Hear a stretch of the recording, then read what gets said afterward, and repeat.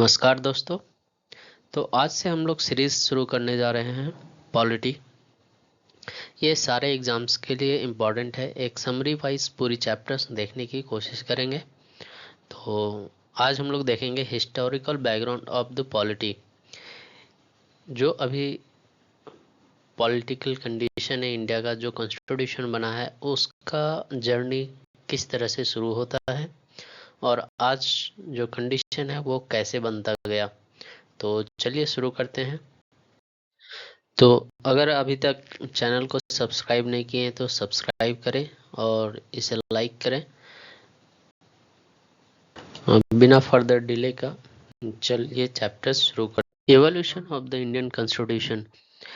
Indian constitution का origin की अगर बात करें, जो भी एक्ट्स एंड पॉलिसीज है वो east India company and British government दोनों से मिलता है।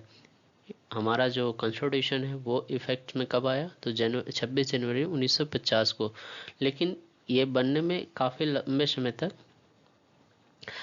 हमारे कॉन्स्टिट्यूशन का जो ड्राफ्टिंग कमेटी के चेयरमैन थे वो कौन थे? डॉक्टर भीमराव अंबेडकर, जिनका एक बहुत ही इम्पोर्टेंट रोल रहा है।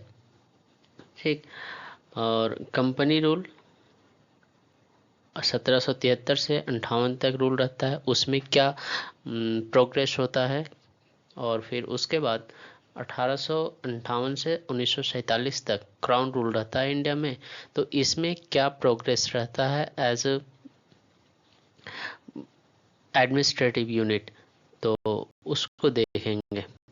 उससे पहले एक ओवरव्यू देखते हैं किस तरह से शुरुआत होती है ब्रिटिशर्स का इंडिया में एज ए ट्रेडर, और फिर एज ए ट्रेडर से रूलर्स कैसे बन जाते हैं और लगभग 200 सालों तक तो अच्छे से रूल करा है इंडिया पे। तो अराइवल इन लोगों का होता है 1600 में ईस्वी में। Arrival of British trade east India company जिसको बोला गया, उसका 1600 में। 1765 में इसको पहली बार ग्रांट मिलता है, grant of Deewani rights east India company को। किसके द्वारा? तो शाह आलम टू के द्वारा। उसके बाद ये किसके बाद मिलता है तो बैटल ऑफ बक्सर होता है 1764 में। उसके बाद ये ग्रांट मिलता है। उसके बाद धीरे धीरे रेगुलेटिंग एक्ट आता है 1773 में। एक्ट ऑफ सेटलमेंट 1781 में। पिट्स इंडिया एक्ट 84 में। चार्टर एक्ट 1813, 33 और 53 में। 1857 में फिर रिवॉल्ट हो जाती है पूरी तरह से। इंडिया में बहुत मैसिव लेवल पे रिवॉल्ट होता है कंपनी के अगेंस्ट। इसको फर्स्ट बैटल ऑफ इंडिपेंडेंस भी बोला जाता है। उसके बाद आगे 1858 में क्राउन टेक ओवर कर लेती है ईस्ट इंडिया कंपनी को, और अब डायरेक्ट रूल हो गया क्राउन के अंडर। 1861 में इंडियन काउंसिल एक्ट आता है। उसके बाद फिर 1892 में इंडियन काउंसिल एक्ट आता है। 1909 में आता है जिसको मॉर्ले मिंटो रिफॉर्म भी बोला जाता है। उसके बाद फिर से 1919 में मॉन्टेगू चेम्सफोर्ड रिफॉर्म आता है। 1935 में गवर्नमेंट ऑफ इंडिया एक्ट 1935 आता है।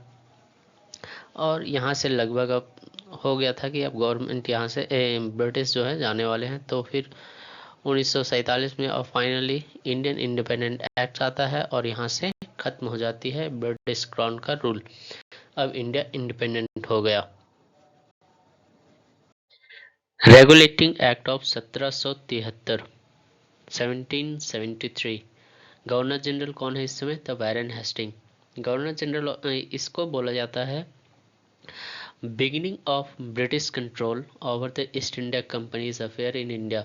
यहाँ से शुरुआत बोला गया कि ब्रिटिश कंपनी जो है कंट्रोल करना अब शुरू कर देती है। ठीक है। यहाँ इसमें क्या और करा गया तो सेटअप किया गया सुप्रीम कोर्ट ऑफ कलकत्ता 1774 में। प्रोहिबिट कर दिया गया पूरी तरह से private trade and bribes among the company servant. आपस में मतलब कि जो यहाँ पे सर्वेंट काम कर रहे हैं कंपनी के, उन लोगों को प्राइवेट ट्रेड पे पूरी तरह से बैन कर दिया गया, बैन कर दिया गया। ठीक है। और फिर बॉम्बे और मद्रास को बंगाल का ही प्रेसिडेंसी सब्सिडरी प्रेसिडेंसी बना दिया गया। ये दोनों उसके अंदर काम करेंगे। वारेन हेस्टिंग को गवर्नर जनरल ऑफ बंगाल बना दिया गया और इसके साथ साथ एक एग्जीक्यूटिव काउंसिल बनाई गई जिसमें 4 मेंबर और थे जो कि मतलब एडमिनिस्ट्रेटिव अथॉरिटी की तरह काम कर रहे थे। उसके बाद amending act of 1781 act of settlement भी इसको बोला जाता है। गवर्नर जनरल इसमें कौन है? Warren Hasting.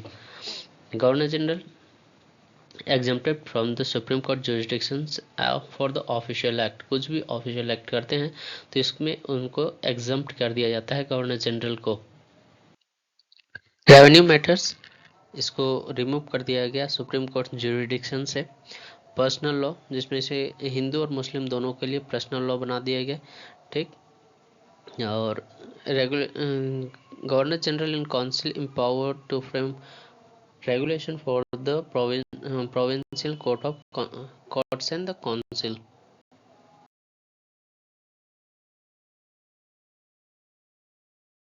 Another important act Pitt's India act जो है 1784 का, इसमें गवर्नर जनरल कौन है? तो वारेन हेस्टिंग। इसको बोला जाता है first refer to companies territory as the British possessions in India, ठीक है। Granting the British government supreme control, मतलब कि ये एक्सेप्ट करा है सुप्रीम कंट्रोल कौन है? The British government. इसमें क्या था? Dual governmental system, board of control and court of director जो कि कॉमर्शियल अफेयर्स को देखेगा, और board of control political affairs को, मिलिट्री और सिविल एक्टिविटीज़ को कंट्रोल करने की जिम्मेदारी बोर्ड ऑफ कंट्रोल के पास है। तो ये 2 भाग में बांट दिया गया, इसी को डुअल गवर्नमेंटल सिस्टम भी बोला गया। एक्ट ऑफ 1786, इसमें गवर्नर जनरल कौन है? तो कॉर्नवालिस। इसको Bengal governor general of Bengal and commander in chief बना दिया गया कॉर्नवालिस को। इसको ओवरराइडिंग अथॉरिटी भी मिल गया स्पेशल केसेस में। चार्टर एक्ट ऑफ 1793, इसमें गवर्नर जनरल कौन है? तो जॉन सॉर। ओवरराइडिंग अथॉरिटी जो पिछले गवर्नमेंट में दिया गया था उसको आगे एक्सटेंड कर दिया गया। आगे जितने भी गवर्नर जनरल गवर्नर्स बनेंगे, जो भी अदर प्रेसिडेंसीज का, उन लोगों को भी ओवरराइडिंग अथॉरिटी दे दी गई, ठीक है। Enhance governor generals control over Bombay and the Madras presidency, थोड़ा सा और पावर बढ़ा दिया गया। ट्रेड मोनोपोली दे दी गई अगले 20 सालों के लिए कंपनी को। Council membership specify that the commander in chief would not be the council member unless appointed. Commander in chief ये काउंसिल ऑफ मेंबर के पार्ट नहीं होंगे, मेंबर नहीं होंगे अनलेस उसको अपॉइंट किया गया हो। फाइनेंशियल प्रोविजंस में अगर बात करें तो mandated payment board of control जो बनाया गया था, जो ब्रिटिश में था, उसका जो स्टाफ का मेंबर का जो भी पेमेंट किया जाएगा, सैलरीज वगैरह, वो इंडिया के रेवेन्यू से अब पेमेंट होगी। चार्टर एक्ट ऑफ 1813, इसमें गवर्नर जनरल कौन है? तो Lord Minto one. Trade monopoly of east India company को एंड कर दिया गया except for trade with China and trade in T. China से ट्रेड करने के लिए इसके पास मोनोपोली अभी भी था, और टी का ट्रेड इसके लिए मोनोपोली था। बाकी सब चीज़ों के लिए मोनोपोली अब यहाँ से ख़त्म कर दी जाती है, ईस्ट इंडिया कंपनी की मोनोपोली। उसके बाद फिर अब यहाँ क्या हो गया? British crown sovereignty over the companies territory in India. यहाँ से पता चलने लगा कि अब ब्रिटिश क्राउन की सॉवरेनिटी है, और अगले 20 सालों के लिए इसे एक्सटेंड कर दी गई। Enhance the power of board of control, board of control की पावर और थोड़ी बढ़ गई, और क्रिश्चियन मिशनरीज को अलाउ कर दिया गया जो अपना रिलीजन का जो इम्प्रूवमेंट्स वगैरह मतलब फैलाने के लिए इन लोगों को अनुमति दे दी गई। और एक चीज़ मैंडेटरी किया गया कि 1 साल सालाना जो है इन्वेस्ट किया जाएगा एजुकेशन पे, इंडियन एजुकेशन सिस्टम पे को बेहतर करने के लिए। चार्टर एक्ट ऑफ 1833, 1813 के बाद अब 20 सालों बाद 1833 में आता है। इसमें गवर्नर जनरल ऑफ इंडिया कौन है? William Bentinck. इसे फाइनल स्टेप बोला जाता है centralization in the British India. British colonialism को लीगलाइज कर दी गई। यहाँ से अब मतलब लीगलाइज करने का मतलब अब उसको हायरार्की मान गया गया कि सक्सेसर है ब्रिटिश क्राउन का इंडिया में ये ईस्ट इंडिया कंपनी, ये मान करके इसमें लिख दी गई और ईस्ट इंडिया कंपनी को एज एडमिनिस्ट्रेटिव बॉडी एक्सेप्ट कर लिया गया। इसके बाद क्या हो गया, कंपनी का जो मोनोपोली था trade with China and trade in T in India, उसको उस मोनोपोली को भी अब खत्म कर दी जाती है, जो कि एक्सेप्शन की तरह दे दी जाती है 1833 की एक्ट में, उसे अब समाप्त कर दिया गया। और कुछ चेंजेस हुआ, जैसे कि नेमिंग चेंज हुआ, जैसे government of the governor general, इसका नाम बदल करके गवर्नमेंट ऑफ इंडिया कर दिया गया, एंड काउंसिल का नाम बदल करके इंडियन काउंसिल कर दी जाती है। और क्या है, तो इसमें जो गवर्नर जनरल ऑफ बंगाल था उसको अब बदल करके गवर्नर जनरल ऑफ इंडिया कर दिया गया, और बॉम्बे और मद्रास दोनों का जो लेजिस्लेटिव पावर था इसको ट्रांसफ़र करके दे दी गई बंगाल को, जिसको अब गवर्नर जनरल ऑफ इंडिया बोला जाएगा। और first governor general of India कौन हो गए, तो विलियम बेंटिक। ठीक, इसमें empower the governor general to arm और repeal law in British India, इसको गवर्नर जनरल को कोई भी लॉ को रिपील करना हो या बनाना हो तो वो इसके पास पावर था। उसके बाद क्या गया, open competition system for civil servant selection के लिए एक ओपन कंपटीशन की बनाया गया, मतलब उसका सिफारिश किया गया, लेकिन ये होता नहीं है क्योंकि बहुत ज़्यादा इसका अपोजिशन किया जाता है from the court of director. एक लॉ कमीशन एस्टेब्लिश की गई 1834 में फॉर द लीगल कोडिफिकेशन, जिसके चेयरमैन कौन थे, तो मैकेले। बागला आता है charter act of 1853 Lord Dalhousie के समय, ये सेपरेट कर दिया legislative and the executive function of the governor general of the councils. और फिर क्या क्या है, कुछ ज़्यादा इंपॉर्टेंट चेंजेस नहीं था, लेकिन हाँ बोर्ड ऑफ डायरेक्टर में जो नंबर्स थे मेंबर्स का उसको घटाकर 24 से घटा करके 18 कर दिया जाता है, जिसमें 6 नॉमिनेट किए जाएंगे ब्रिटिश क्राउन के द्वारा। लेजिस्लेटिव काउंसिल फंक्शन करेगी अब मिनी पार्लियामेंट की तरह। Implemented an open competition system for civil services recruitment allowing Indian participations। इस कमेटी के मेंबर्स जो Macaulay committee was appointed in 1854 में इसके लिए अपॉइंट की गई। अब ओपन कंपटीशन कर दिया गया किसके लिए, ICS इंडियन सिविल सर्विसेज, इसके लिए। आगे आते हैं, क्राउन रूल अब शुरू हो जाता है 1857 में, रिवोल्ट होता है, रिवोल्ट के बाद फिर से अब क्राउन जो है ओवरटेक कर लेती है ब्रिटिश क्राउन, तो अब इसके बाद क्राउन रूल आता है। तो गवर्नमेंट ऑफ इंडिया एक्ट 1858 में आता है, इसमें वाइसराय अब कौन है, तो कैनिन, लॉर्ड कैनिन।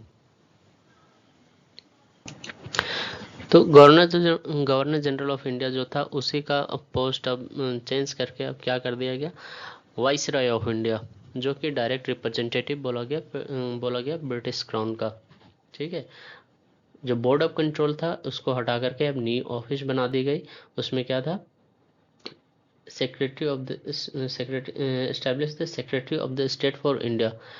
इसमें कुछ ज़्यादा चेंजेस तो नहीं देखने को मिलता है, हाँ बस जो उसमें भी पार्लियामेंट के मेंबर हुआ करते थे कैबिनेट मिनिस्टर, यहाँ भी वही है, बस नेम चेंजेस है, कुछ ज़्यादा चेंज देखने को नहीं मिलता है।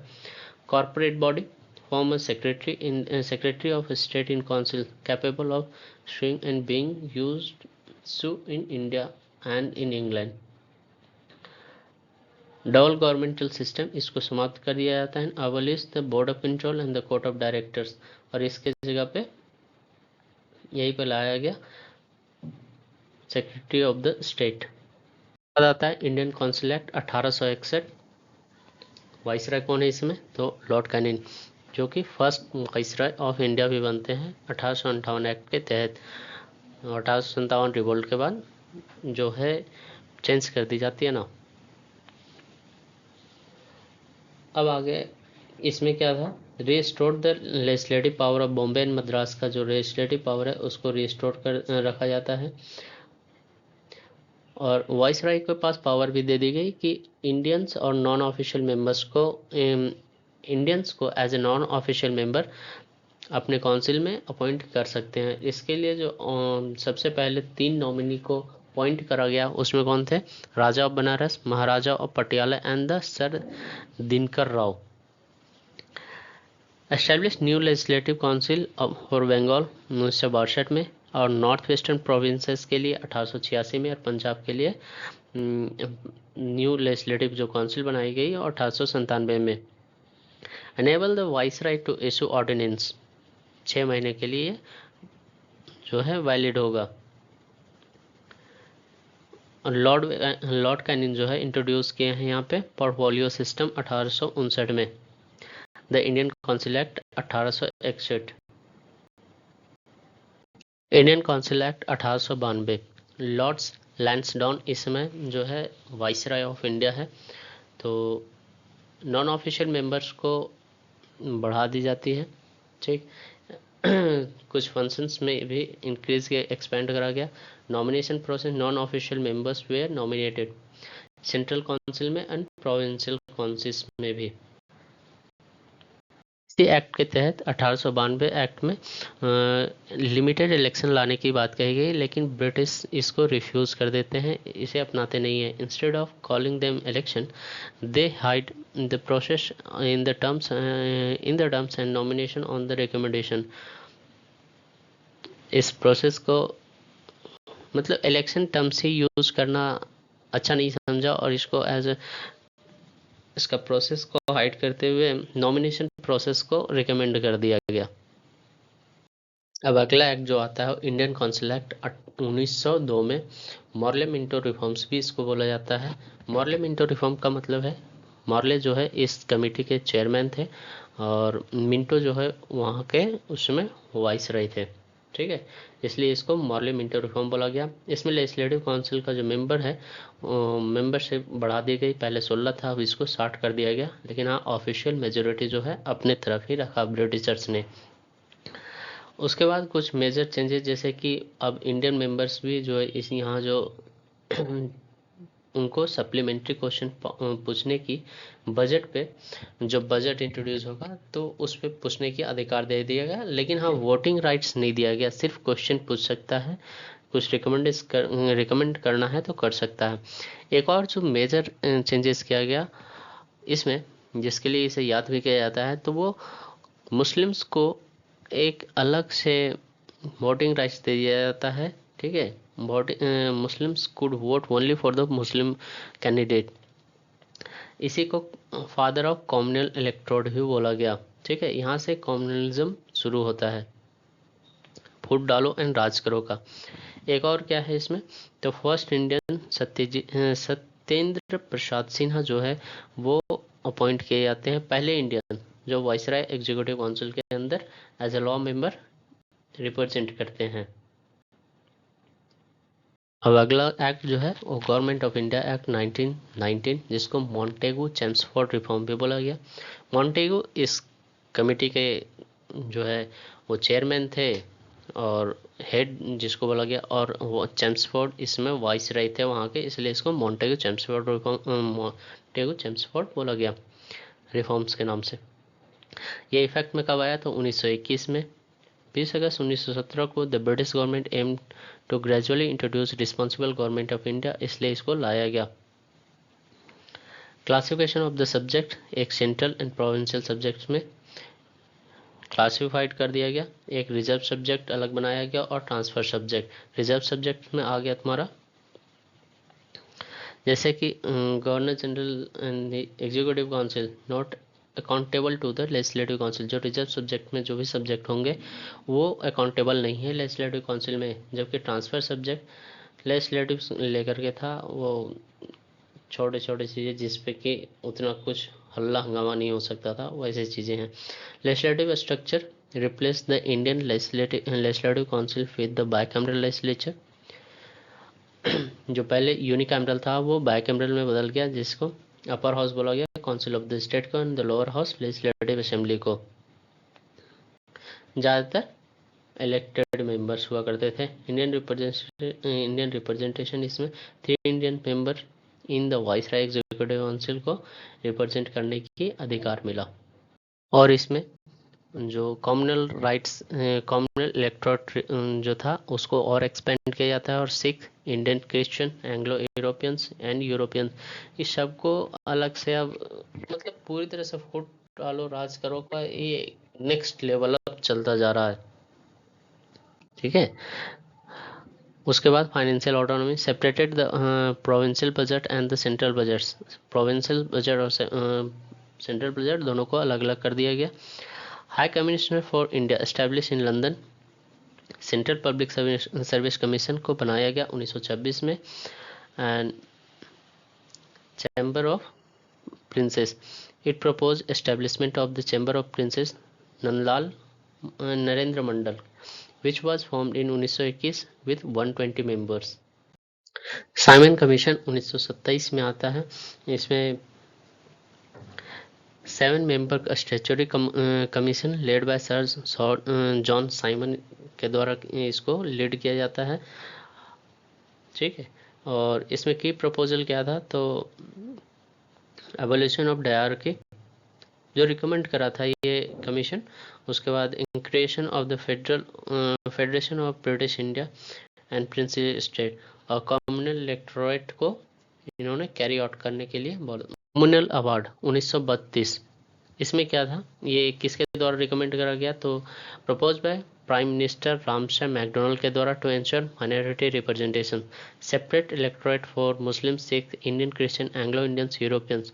अब इसको एक्सटेंड करके अब शेड्यूल कास्ट तक ले लिया गया। ठीक है। जिसका कारण गांधी जी ने इसमें आमरण अनशन भी किया यरवदा जेल में। ठीक है। उसके बाद फिर इसी को लेकर के पूना पैक्ट होता है गांधी और अम्बेडकर के बीच में, जिसमें Hindu joint electorate and reserve seat for the depressed classes, मतलब हिंदू का ज्वाइंट इलेक्टोरेट रहेगा, उसी में रिजर्व सीट दे दी जाएगी एसटी को। तो इस बात पे बनी, और फिर ये फाइनली ये एक्ट जो है पास मतलब कि ब्रिटिश अपॉइंटेड जो है वो भी एक्सेप्ट कर लिया जाता है, और इसको फर्दर आगे नहीं किया जाता है।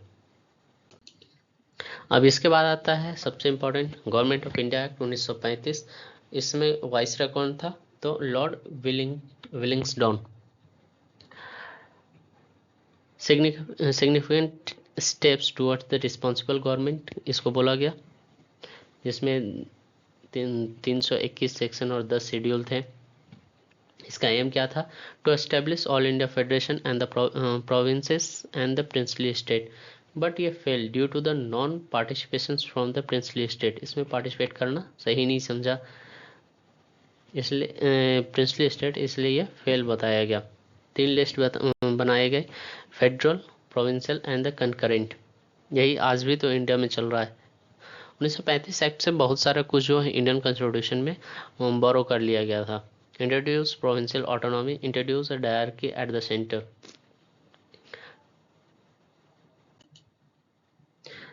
आगे क्या है, establish bicameralism in the 6 provinces, Bengal, Bombay, Madras, Bihar, Assam, united province में।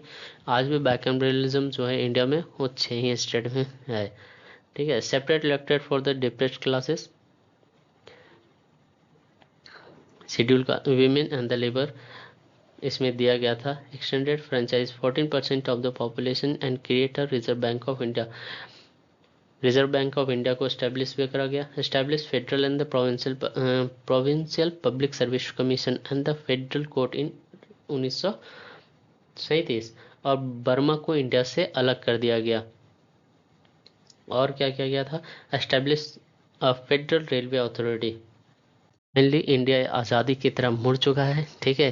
तो Indian independence act 1947 Lord Mountbatten के द्वारा इसमें जो है वाइसराय थे इंडिया का, पार्टीशन प्लान तो अब एग्जीक्यूट कर दिया गया है, accepted by both Congress and the Muslim League, created two independent dominions India and Pakistan. ठीक। और उसके बाद फिर सब कुछ अब Indo British control, lord Mountbatten become the first governor general of India, और 1946 में कंस्टिट्यूएंट असेंबली बना दी गई by the parliament of India. तो यही तक था। उसके बाद अब देखेंगे मेन पॉलिटी जो अब शुरू होगी, ये तो कहाँ कहाँ से क्या क्या लाया गया हमारे कॉन्स्टिट्यूशन में वो देख रहे हैं, उसका बैकग्राउंड देख रहे थे। अब कॉन्स्टिट्यूशन जो है पॉलिटी मेन चैप्टर्स शुरू होंगे। तो अगर अभी तक चैनल को सब्सक्राइब नहीं किए हैं तो सब्सक्राइब करें और लाइक करें। Thank you for watching this. Thank you.